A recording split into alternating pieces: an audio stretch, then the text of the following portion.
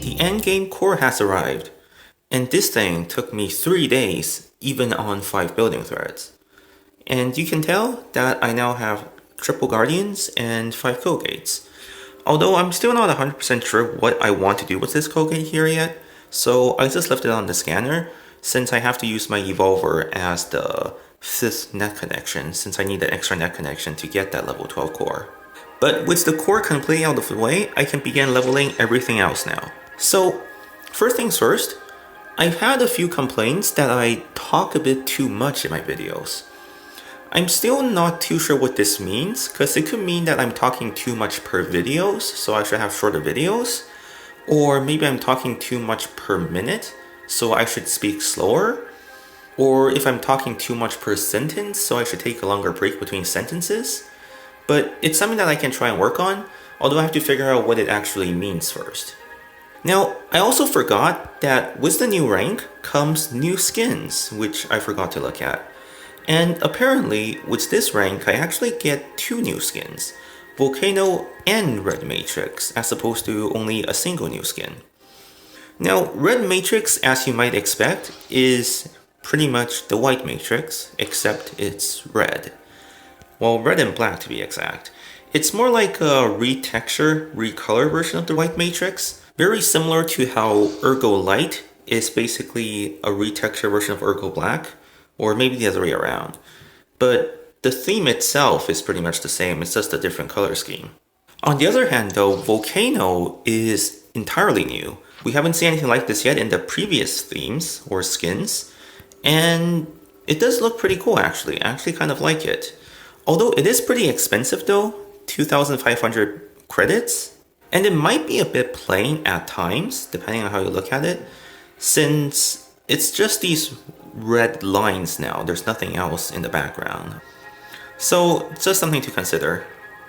Now, Yopi attacked me again. He said that he wanted to show off the blaster, which he did, but when he attacked me, I was still upgrading my core, so I haven't really upgraded anything else yet, and I even took off my evolver from the scanner. So, I don't know if this is really the best possible scenario for me, since that means there's no antivirus from the core, and I'm also missing the antivirus from the evolver, so it's really even worse. So pretty much all he really has to do is get through the code gate, and he doesn't really need to worry about the antivirus on the core itself. So his blaster is level 14, which is pretty strong. And the thing with the blaster is that you have to basically make sure that it doesn't retarget all of the nodes as you take them, which is the main reason, I suppose, why he decided to put on the 2 ice wall onto the black ice and then drop down shurikens.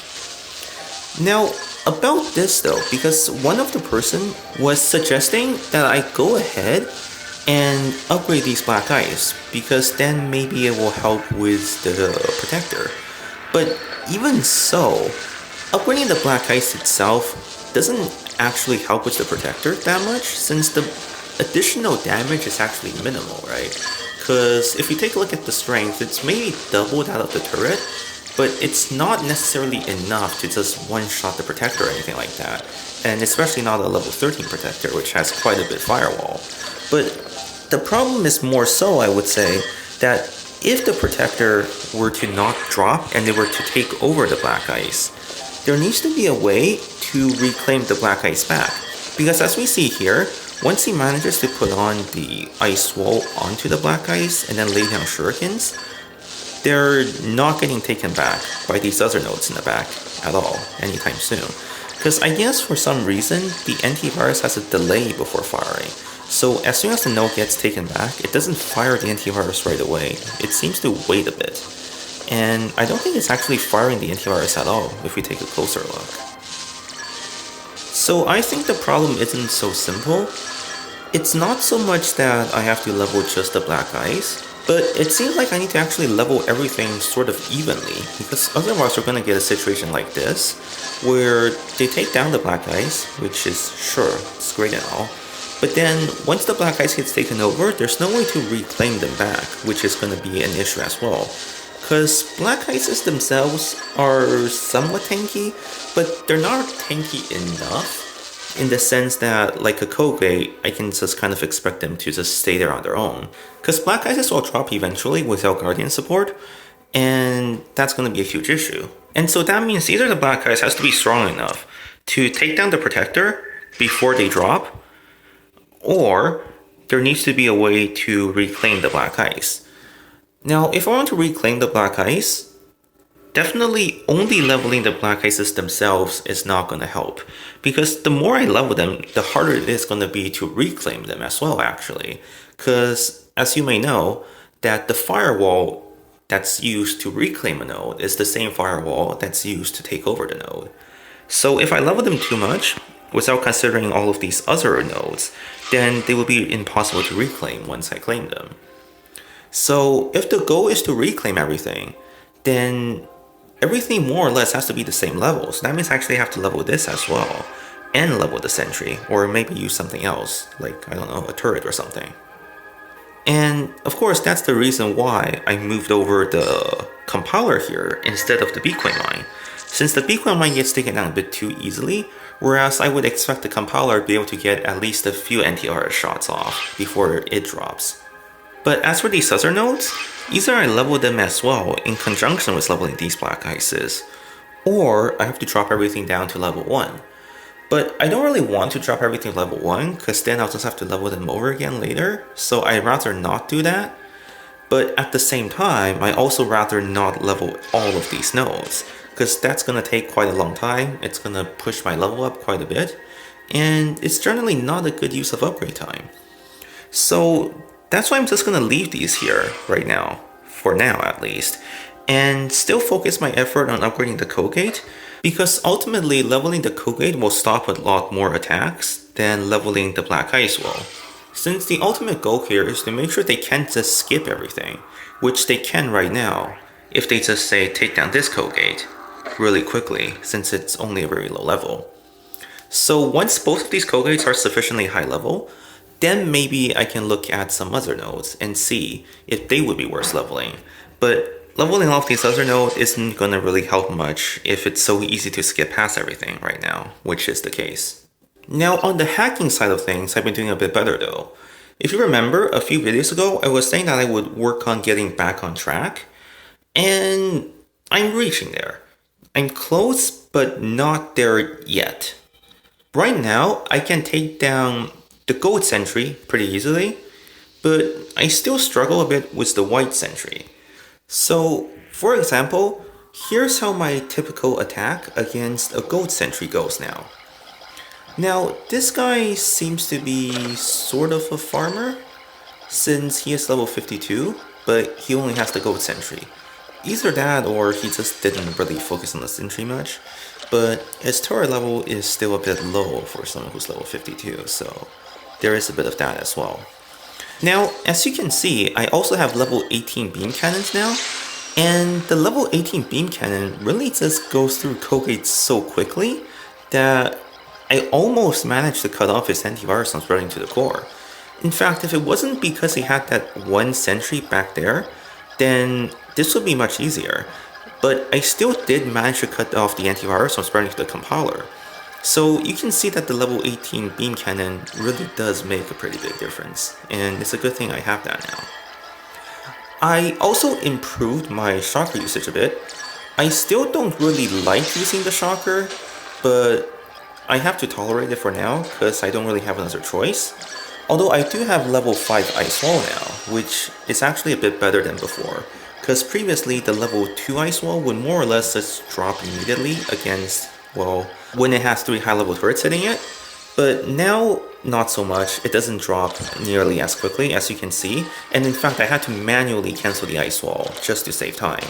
And in fact I've been intentionally doing that more often now, since usually I don't like cancelling the Ice Wall because of the risk of it accidentally cancelling the protector, but I've been getting a better hang on it now.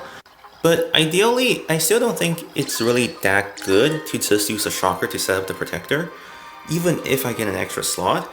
And once I level my Ice Wall high enough, I might just go back to using Ice Walls to set up protector altogether. However, I still struggle a bit against the White Sentry though.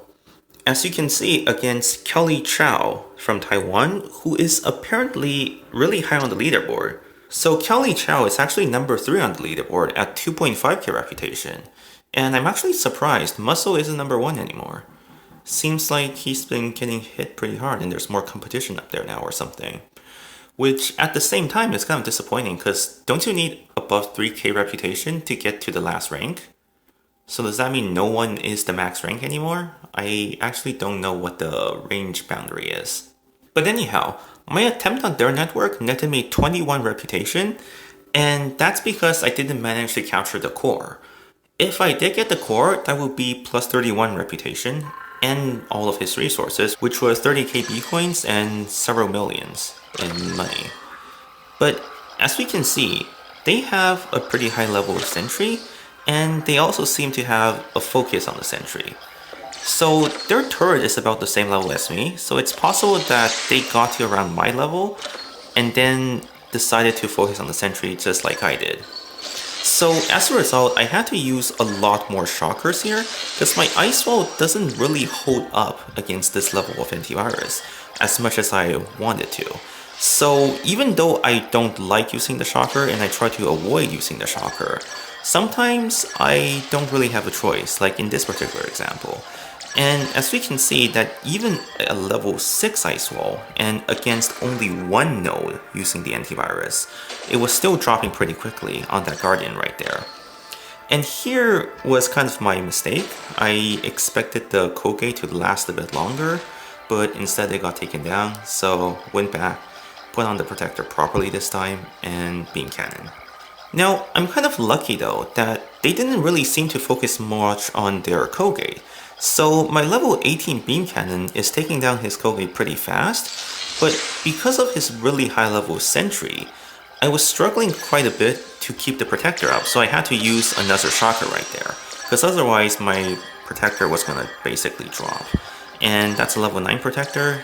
His is probably 20-21 sentry, so even with only 2 nodes firing, that was still doing a lot of damage. But here, I could have probably did a bit better. I kind of had to spread my attention between nodes, which ultimately costed me a bit of time, I think. Because otherwise, I might have been able to take down all of the nodes at the same time by putting on my protector on both this node and the other node. So I lost a few minutes taking down the core, which as you'll be able to see later, is actually ultimately the reason why I didn't get the full hack. I was only a few seconds short from getting the full hack on the core. But I wanted to make sure that the protector wouldn't fall because I still wasn't too confident how many protectors I would need. And in fact, if I had my shockers, I would much rather use the shocker now rather than previously. And then I would be able to put on the protector on all 3 nodes at the same time. And that might actually speed up my progress in taking down the core a bit. And since I mentioned in one of my previous videos that I dropped the data leech, that also didn't help.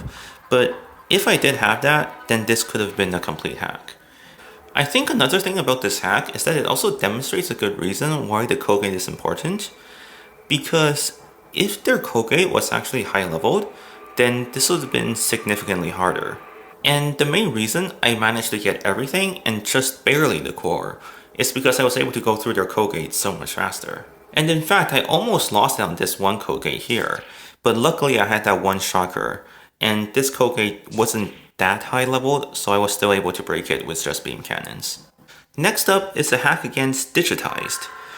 Now, I'm not sure who they are, but this network looks awfully similar to Neurat's network, at least the first portion. I think the difference is Neurat has his sentry connect to the scanner rather than the turret, and Neurat's network is also slightly different in that the sentry, or the scanner rather, branches off into a few more code gates. But here it kind of just ends there and the resources are connected to behind the core, so that's a bit of difference. But the setup on the Maelstrom fully connected layer is still more or less the same. He has the triple code gate, which I messed up on the second code gate because I actually expected it to be a lot tankier. Again, kind of just the same mess up as last hack. And he also has a branch off onto the scanner. But I think this is a bit of a problem though, because for his network, I mean, for NerdRat's network, his code gate is pretty strong, and I can't just break the code gate. But this guy's network is not nearly as strong, and as you can see, that was the main reason why I was able to basically just set up 4 protectors and just bypass his entire layer, because I was able to just break the code gate with the beam cannon relatively easily. But the sentry still gives me a lot of problem though, and as you can see, even though I took out the 1 sentry, the level 1 sentry back there, which was supposed to help with damage, but I took it out, and there was only 2 nodes attacking my protector, it still dropped because I wasn't paying attention for just a little bit. So that ultimately costed me a protector, and from there I kind of just decided that I wasn't going to do the full hack.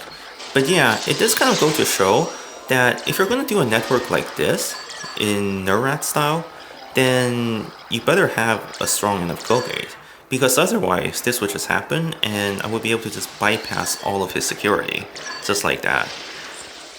Whereas with NerdRat's network, it might actually be more worth it to go into the security, because it would take much longer to break the code gate. And finally, I have a hack against Lucky. He has really low level nodes, but for some reason he decided to get a bunch of, I guess, farms and storages as opposed to any actual security node, which kind of surprises me, since that's a relatively unconventional strategy. Usually in a network like this, where everything's connected to everything, they usually put in a lot of security nodes, but instead he just puts in a lot of farms and storage nodes, which I think makes sense depending on the way you think about it, since after all, level 1 security node doesn't really add that much value, since the damage they add is negligible, but they also allow for 4 slots. Whereas here, the low level storage nodes allow for only 3 slots but 4 connections. So it might actually be good this way, the way he's doing it. But I was able to exploit one weakness though, is that everything drops so quickly that my protector, which I leveled to level 10 by the time of this hack by the way, that my protector is basically able to just stand up since the antivirus doesn't really get that many hits in. So I was able to patiently observe and see what the beam cannon takes down. And then after a few iterations, I found the path that I need to take, and I just laid down protectors along that path, and ultimately got onto his core. And from there, I just had to take down his core, and take down the rest of his storages. And then afterwards, I decided if I wanted to take full control or not, and I figured that, might as well. So from here, it just takes a while of observation, looking for which node I should take down. For example, this high level sentry, it's a good node to take down since it's really tanky, so I don't have to worry about it dropping immediately, and just having some patience, which unfortunately might not be possible if I had a lower level protector, so it's actually a good thing that I leveled my protector. Or should I say fortunately, rather. Although his design certainly is interesting, but there are pros and cons to having the low level node, as well as having high level nodes. So I think those replays highlights 3 things. First of all, the reason I'm going to upgrade the sentry as my next step. Then the reason why I'm going to upgrade the code gate as the next step. And finally, why it's hard to decide what I should do with these nodes, because there are both advantages and disadvantages to keeping them at a low level or keeping them at a high level. So I'd rather not touch them for now and just focus on the code gate, since that's going to be important anyhow, so I might as well do that. But that's it for this episode. So if you enjoyed the episode, then please be sure to leave a like and subscribe, and thank you for watching. See you next time.